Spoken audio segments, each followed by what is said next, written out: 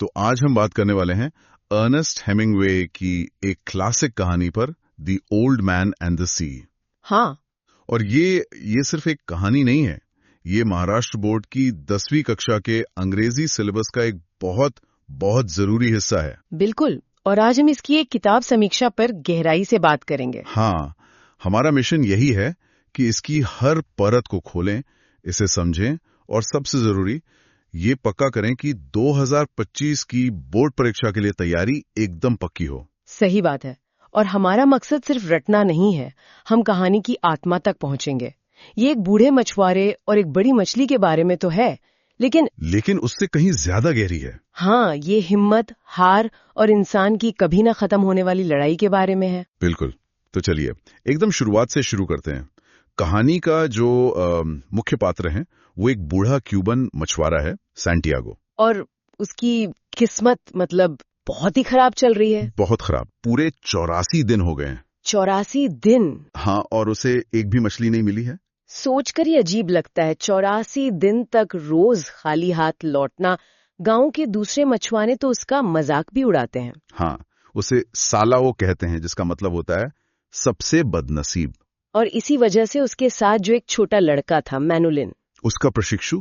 हाँ, उसके घर वाले भी उसे बूढ़े आदमी के साथ मछली पकड़ने से मना कर देते हैं। ये तो बहुत अकेलापन महसूस कराता होगा, है ना? बिल्कुल। लेकिन यहाँ जो बात दिल को छू जाती है वो है इन दोनों का रिश्ता। सही। मैनुलिन को जबरदस्ती दूसरी नाव पर भेज तो दिया जाता है, लेकिन उसका दिल आज भी बूढ़े आदमी के साथ है। वो हर शाम उसके पास आता है, उसकी मदद करता है। हाँ, उसके लिए खाना लाता है और दोनों अपने पसंदीदा बेसबॉल प्लेयर के बारे में बातें करते हैं। ये रिश्ता मतलब ये सिर्फ एक गुरु शिष्य का नहीं है, ये उससे कहीं बढ़कर है। बिल्कुल। तो 84 दिनों की नाकामी के बाद 85वें दिन बूढ़ा आदमी एक फैसला करता है। वो ठान लेता है कि आज वो खाली हाथ नहीं लौटेगा, चाहे समंदर में कितनी भी दूर क्यों न जाना पड़े। और वो अपनी छोटी सी नाव लेकर निकल जाता है। हाँ, गल्फ स्ट्रीम के गहरे पानी में। और यहीं से कहानी का असली रोमांच, वो थ्रिल शुरू होता है। दोपहर होते होते उसकी डोरी में एक जोरदार झटका लगता है। कोई छोटी मोटी मछली नहीं थी वो। बिल्कुल नहीं, ये एक विशाल मार्लिन थी, इतनी बड़ी कि उसने आज तक नहीं देखी थी। और इतनी ताकतवर कि वो नाव को ही खींचने लगती है। मतलब अब लड़ाई मछली को पकड़ने की नहीं बल्कि नाव को बचाने की बन जाती है। ये हिस्सा पढ़ते हुए तो सच में रोंगटे खड़े हो जाते हैं ना। बिल्कुल। एक बूढ़ा आदमी अकेला एक छोटी सी नाव में, और नीचे एक समुद्री दैत्य जो उसे गहरे समंदर में खींचे जा रहा है। और ये लड़ाई कुछ घंटों की भी नहीं थी। नहीं, ये 2 दिन और 2 रातों तक चली। सैंटियागो के हाथ रस्सी से कट चुके थे, उसकी पीठ दुख रही थी, वो भूखा और थका हुआ था। लेकिन उसने हिम्मत नहीं हारी।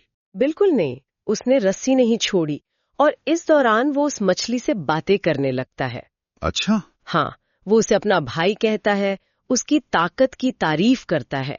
यहाँ लड़ाई दुश्मनी की नहीं बल्कि 2 योद्धाओं के बीच एक सम्मान की बन जाती है। 2 दिन और 2 रातें, मतलब शारीरिक लड़ाई तो थी ही, पर दिमागी तौर पर भी ये कितनी बड़ी जंग होगी। यही तो कहानी का सार है। अंत में अपनी पूरी ताकत लगाकर वो मालिन को थका देता है और उसे मार देता है। तो वो जीत गया। हाँ, वो जीत जाता है। वह उस विशाल मछली को अपनी नाव के किनारे बांधता है, जो उसकी नाव से भी बड़ी थी, और घर की तरफ चल पड़ता है।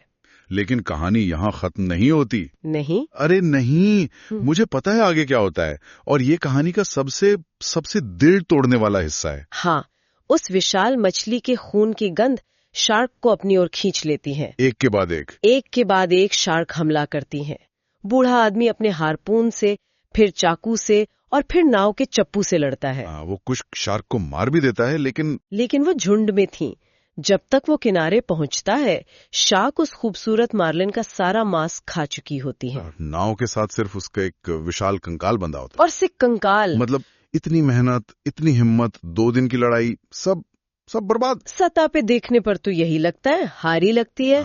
उसे आखिर में मिला क्या? सिर्फ एक कंकाल। लेकिन हेमिंग्वे हमें यही सोचने पर मजबूर करते हैं। कहानी में एक बहुत मशहूर लाइन है, a man can be destroyed but not defeated. इंसान को नष्ट तो किया जा सकता है, लेकिन उसे हराया नहीं जा सकता। बिल्कुल।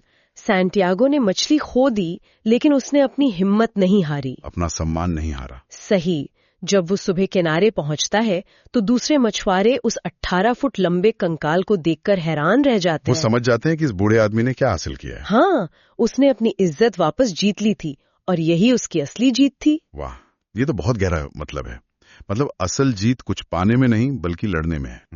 मुझे एक बात समझनी है, ये कहानी तो सिर्फ एक मछुआरे की है, पर ये इतनी मशहूर क्यों हुई?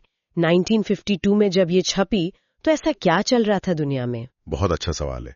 सोचिए 1952 का समय, दुनिया ने अभी अभी 2 विश्व युद्धों की भयानक तबाही देखी थी। हाँ, सब कुछ बिखर गया था। लाखों लोगों ने सब कुछ खो दिया था, लेकिन जीने की उम्मीद बाकी थी। ऐसे माहौल में ये कहानी लोगों के दिलों को छू गई। अच्छा? ये उन्हें बताती थी कि भले ही तुम सब कुछ गंवा दो, लेकिन जब तक तुम्हारी आत्मा नहीं हारती, तुम हारे नहीं हो। सैंटियागो का संघर्ष उन लाखों लोगों का संघर्ष बन गया था। और शायद हेमिंग्वे ने खुद भी ऐसा ही कुछ महसूस किया होगा। मैंने पढ़ा कि वो पहले विश्व युद्ध में घायल हो गए थे। हाँ, रेड क्रॉस के लिए काम करते हुए इटली में उनके शरीर में बम के छर्रे, जिन्हें अंग्रेजी में श्रैपनल कहते हैं, घुस गए थे। ओहो। उन्होंने मौत को बहुत करीब से देखा था और ये अनुभव उनकी लेखनी में साफ झलकता है। और क्यूबा में मछली पकड़ने का तो उन्हें शौक था ही। हाँ, इसीलिए समंदर और मछुआरों की जिंदगी को वो बहुत अच्छे से जानते थे। अच्छा, इस कहानी को लिखने का तरीका भी बहुत अनोखा है। हाँ। समीक्षा में हेमिंग्वे की लेखन शैली के बारे में बात की गई है। हाँ, उनकी स्टाइल, उनकी भाषा बहुत बहुत सीधी सादी है। छोटे छोटे वाक्य, बिल्कुल कोई भारी भरकम शब्द नहीं। बिल्कुल। पहली बार पढ़ के शायद लगे कि अरे इसमें क्या खास है। हाँ, यही लगता है। और यही उनकी सबसे बड़ी खासियत है। इसे आइसबर्ग थ्योरी कहते हैं। Iceberg theory? हाँ, सोचिए, एक आइसबर्ग का सिर्फ 10% हिस्सा पानी के ऊपर दिखता है और बाकी 90% नीचे छिपा होता है। बिल्कुल। हेमिंग्वे की कहानियां भी वैसी ही हैं। वो आपको सिर्फ 10% बताते हैं, बूढ़ा आदमी, मछली, समंदर। बाकी 90% उसकी हिम्मत, उसकी तन्हाई, जिंदगी का मतलब वो आपको खुद महसूस करना होता है। वाह, ये तो कमाल का उदाहरण है।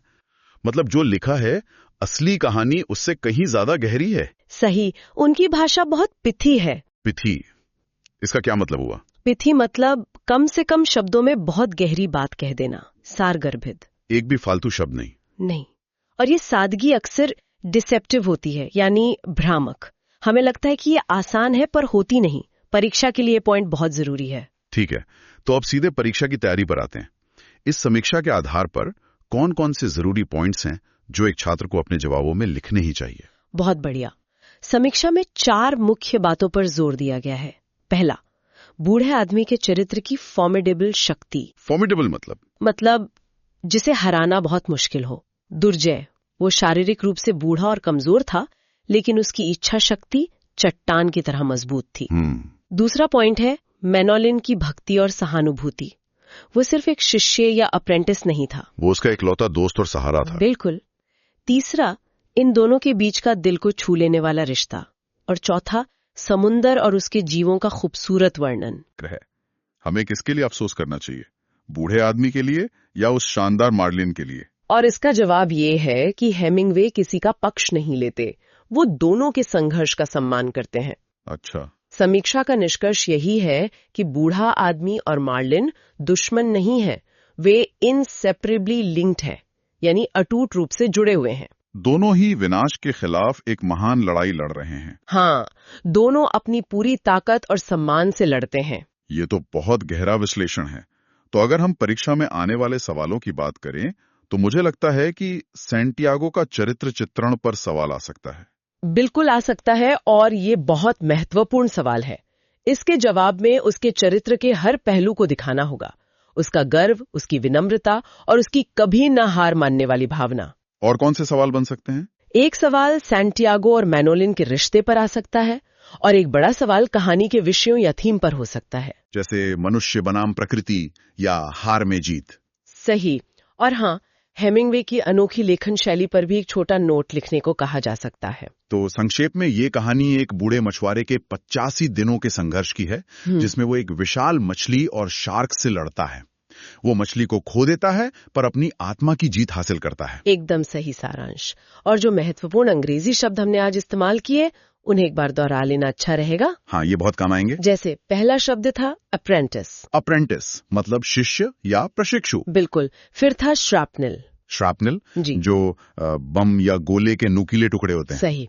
फिर पिथी। पिथी यानी कम शब्दों में गहरी बात। और डिसेप्टिव। डिसेप्टिव मतलब भ्रामक, जो जैसा दिखे वैसा ना हो। फिर फॉर्मिडेबल। फॉर्मिडेबल, जिसे हराना मुश्किल हो, दुर्जया। और आखिरी इंसेपरेबली। इंसेपरेबली मतलब अटूट रूप से, जिसे अलग न किया जा सके। ये शब्द उत्तर को और भी प्रभावशाली बना सकते हैं। तो ये थी the old man and the sea की समीक्षा पर हमारी गहरी चर्चा।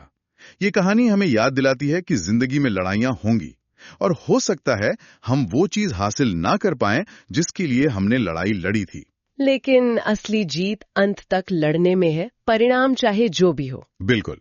और जाते जाते बस एक सवाल, एक विचार छोड़ जाते हैं। इस पूरी कहानी को समझने के बाद ये सोचने पर मजबूर हो जाते हैं कि सच्ची जीत आखिर है क्या? मतलब क्या वो बड़ी मछली हासिल कर लेना ही असली जीत थी? हाँ, या फिर पूरी ताकत और सम्मान के साथ उस लक्ष्य के लिए संघर्ष करना, भले ही अंत में वो चीज हाथ से निकल जाए।